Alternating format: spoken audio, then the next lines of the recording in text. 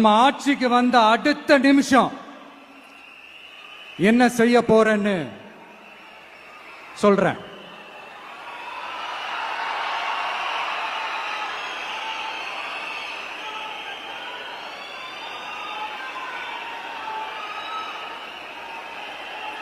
Number 1,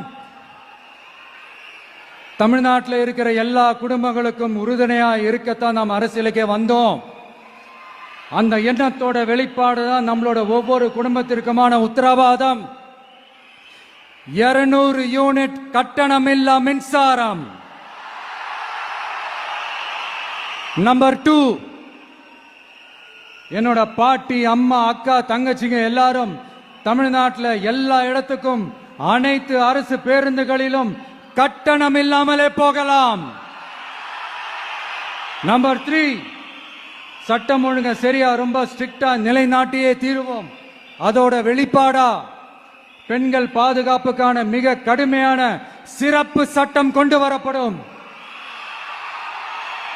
அது மட்டும் இல்ல, நம்ம இளைஞர்களோட பாதுகாப்புக்காக போதைப் பொருள் தடுப்பு மற்றும் ஒழிப்புக்கான சிறப்பு சட்டம் கொண்டு வரப்படும்.